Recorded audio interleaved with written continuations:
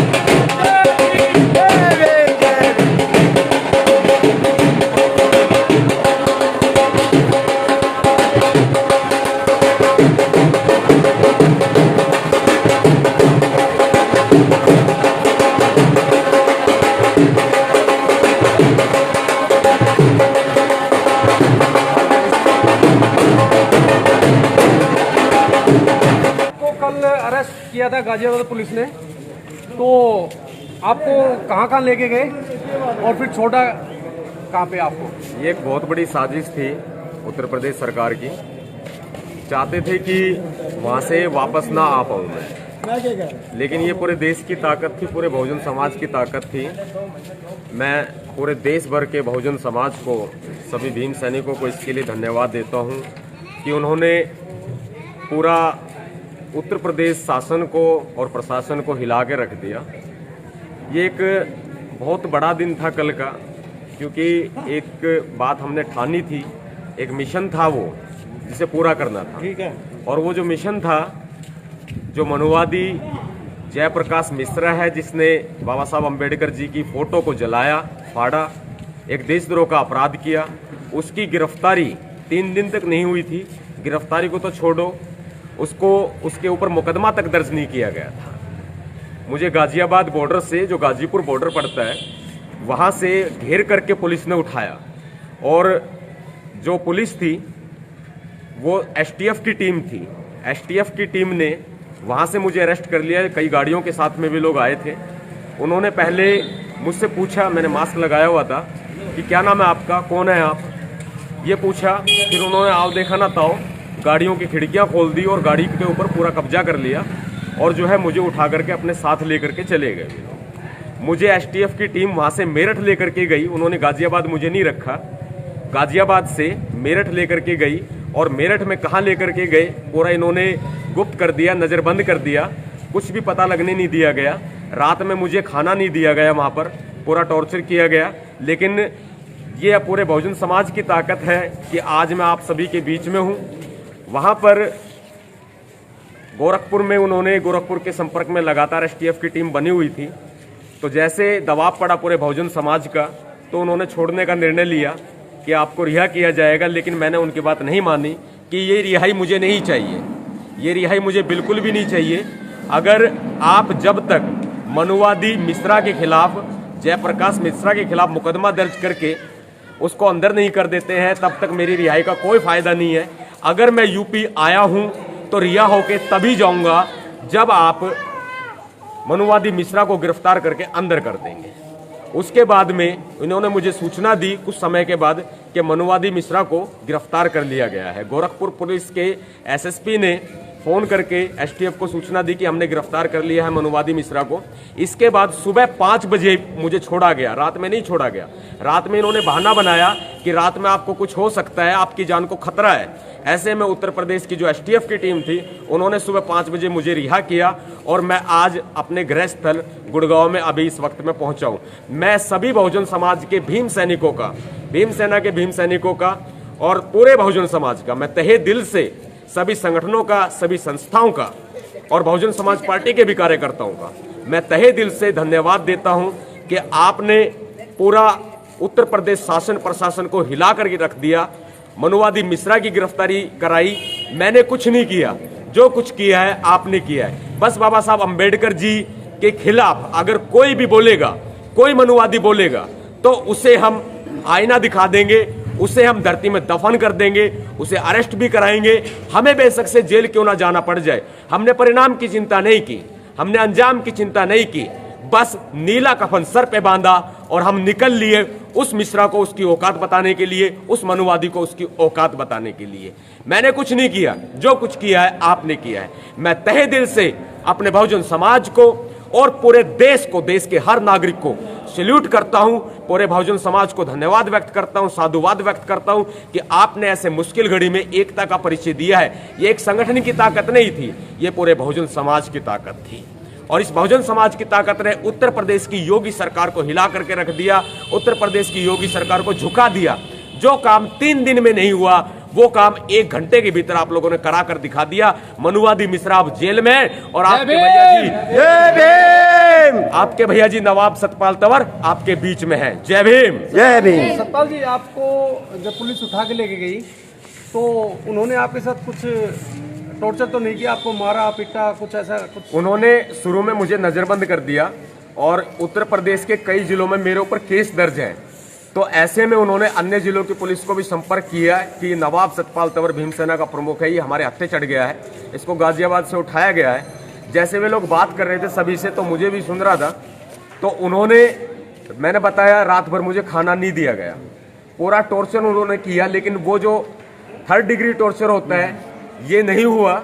पूरी तरह से बहुजन समाज ने ट्वीट करके, फेसबुक से जिस तरह से किया, पूरे बहुजन समाज ने, मुझे आने के बाद पता चला, देखा मैंने पूरे बहुजन की ताकत को देखा। जब मुझे पता चला तब इन्होंने पूरी रात भर, जिस तरह से मैंने बताया, खाना नहीं दिया। तो इन्होंने मानसिक तौर पर जो प्रताड़ना करनी थी पूरी रात भर कर ली। लेकिन हमारे लिए प्रताड़ना कुछ नहीं है, एक बार क्या 1000 बार भी जेल समाज के लिए जाना पड़ा ना, देश के लिए जाना पड़ा ना, तो हम जाएंगे। जब तक जेल में चना रहेगा तब तक आना जाना लगा रहेगा। बस हम अपने महापुरुषों का अपमान नहीं सहेंगे। अगर ये मुझे रिहा ना भी करते ना, तो भी मुझे कोई आपत्ति नहीं थी। मैं बहुजन समाज की खातिर साल 2 साल, महीना 2 महीना भी जेल चला जाता, तो भी मुझे कोई आपत्ति नहीं थी, क्योंकि हमने कभी भी अपने बहुजन महापुरुषों का अपमान हम देखना पसंद नहीं करते। मुझसे सहन नहीं हुआ, मुझसे सहन नहीं हुआ, मैं निकल पड़ा गोरखपुर के लिए।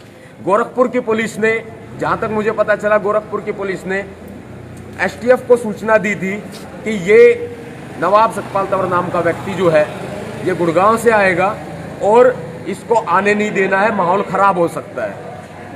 इसके बाद में मुझे ये मेरठ लेकर के गए, वहां से गिरफ्तार करके। जो कुछ हुआ घटनाक्रम उसके बाद का मुझे नहीं पता है। पूरे बहुजन समाज ने मेरा साथ दिया है। सतपाल जी, आप उनको क्या मैसेज देना चाहोगे जिन्होंने ये काम किया था, जब बाबा साहब की प्रतिमा को जलाया था और फाड़ा था, उन और आदमियों को क्या मैसेज देना चाहोगे कि आगे से ऐसा ना करें? देखो मनुवादियों, सुधर जाओ। मनुवादी एक ही प्रकार का होता है, पूरी जर्नल कास्ट मनुवादी नहीं होती है। मनुवादी एक ही प्रकार का होता है जो मनु की विचारधारा को मानता है, जो मनु की विचारधारा को मानता है, जैसे कि वर्ण व्यवस्था को मानता है। उस वर्ण व्यवस्था को मानने वाले, नारी को पैर की जूती समझने वाले, दलितों को यानी कि बहुजन समाज के लोगों को अपना गुलाम समझने वाले लोग मानसिक संकीर्णता के शिकार होते हैं। ऐसे मनुवादियों को कहना चाहता हूं, भाई सुधर जाओ। जेल में तो हमारा आना जाना लगा रहेगा, लेकिन तुम्हें तुम्हारी औकात बता देंगे।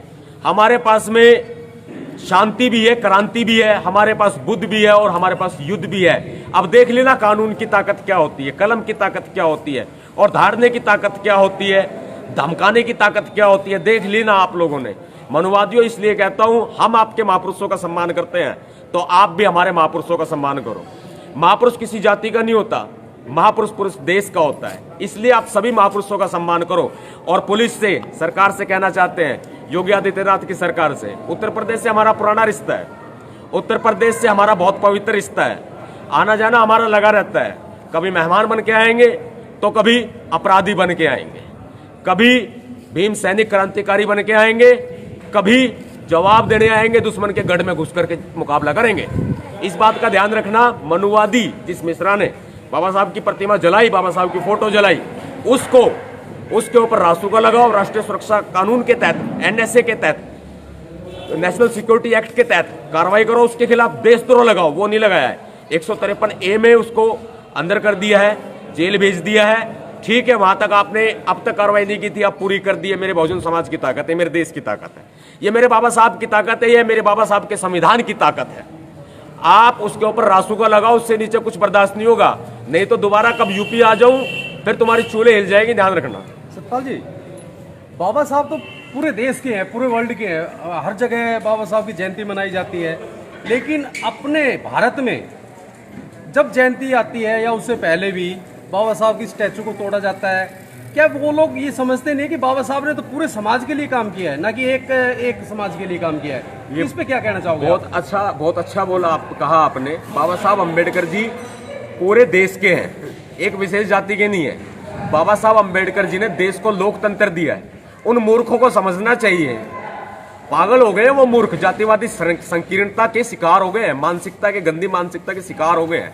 उन मूर्खों को समझना चाहिए, अरे मूर्खों, पूरे देश भर की महिलाएं, चाहे किसी भी धर्म से हो, किसी भी बिरादरी से हो, सबको अधिकार बाबा साहब अम्बेडकर जी ने दिए। वर्ण व्यवस्था, मनु व्यवस्था के तहत महिलाएं पैर की जूती समझी जाती थी। आज महिलाएं देश के बॉर्डर पर देश की रक्षा कर रही है, IAS है, IPS है। किसकी बदौलत?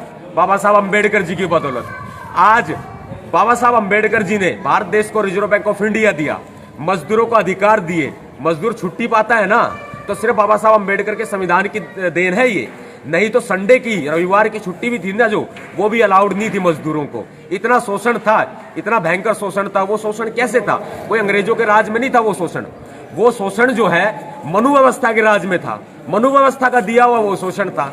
समझना चाहिए, भारत देश को बाबा साहब अम्बेडकर जी ने लोकतंत्र दे दिया, संविधान दे दिया, तमाम कानून दे दिए, रिजर्व बैंक ऑफ इंडिया दे दिया। गिना नहीं सकता मैं, इतनी लंबी लिस्ट है कि गिनते गिनते तुम्हारे पसीने छूट जाएंगे अगर मैं गिनाने लग गया तो इसलिए कहता हूं, मूर्खों सुधर जाओ।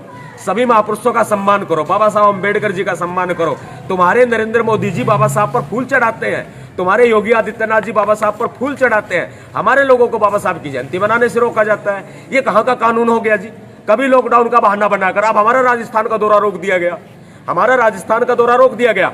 मेरठ के अंदर लोगों को गिरफ्तार किया गया, मथुरा में हमारे लोगों को गिरफ्तार किया गया, बुलंदशहर में हमारे लोगों को गिरफ्तार किया गया, हाथरस में बाबा साहब डॉक्टर भीमराव अंबेडकर जी की प्रतिमा तोड़ी गई, हमने तुरंत मुंहतोड़ जवाब दिया, हैंड टू हैंड प्रतिमा लगवाई।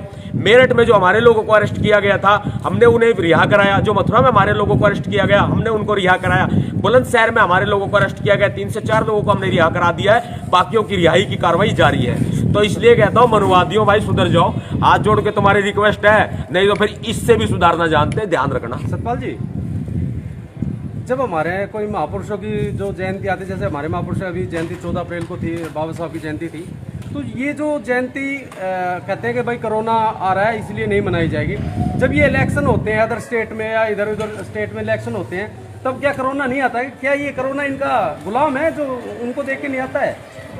जैसे ईवीएम को कठपुतली बनाया हुआ है ना नरेंद्र मोदी जी ने, योगी आदित्यनाथ जी ने, ऐसे ये कोरोना का भी कठपुतली बना करके घुमा रहे हैं कोरोना को। जब असम के अंदर मोदी जी खुलेआम रैलियां करते घूमते हैं, पश्चिम बंगाल में खुलेआम रैलियां करते घूमते हैं, यूपी के अंदर पंचायत चुनाव है, खुलेआम योगी आदित्यनाथ के जो छुट भैया नेता है ना रैलियां करते घूम रहे हैं, जगह जगह वोट मांगते घूम रहे हैं। ऐसे में वहां कोरोना नहीं है क्या? कोरोना इनका गुलाम हो गया है, सच्चाई देखे तो कठपुतली हो गया है। वहां पर कोरोना नहीं है क्या? योगी आदित्यनाथ जी कोरोना पीड़ित हो चुके हैं, वहां गए कोरोना फैला करके आ गए। असम के अंदर, पश्चिम बंगाल के अंदर कुंभ का मेला लगा रखा है, वहां कोरोना नहीं हो रहा क्या?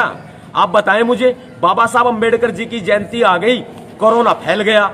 ये सिर्फ और सिर्फ आरएसएस की मानसिकता है, घटिया मानसिकता है। ये कितने ही लोग बाबा साहब अंबेडकर जी पर पुष्प अर्पित कर दें, ये कितने ही बाबा साहब अंबेडकर जी को श्रद्धांजलि दे दें, लेकिन इनकी नजरों में आज भी हम नीच हैं, इनकी नजरों में आज भी हम अछूत हैं। लेकिन बता देना चाहते हैं नरेंद्र मोदी जी, योगी आदित्यनाथ जी, अछूत नहीं है हम, दलित नहीं है हम, इस देश के हुक्मरान हैं हम, मूल निवासी हैं हम इस देश के।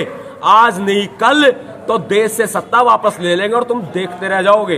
दुश्मन के गढ़ में गया था, वापस लौट आया, दुश्मन को ललकार कर गया था, दुश्मन से लड़ के, दुश्मन से लोहा लेके, अपनी बात मनवा के, एफआईआर दर्ज करा के, मनुवादी मिश्रा को अंदर करा के, अरेस्ट करा करके वापस आ गया है।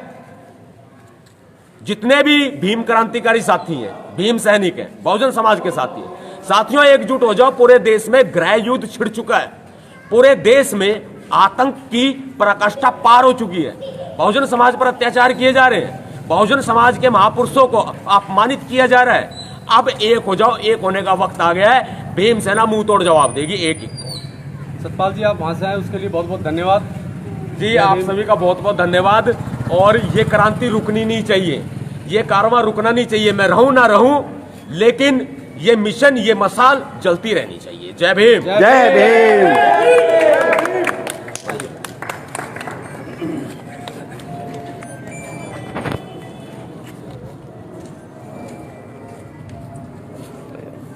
नोटेड हो गया।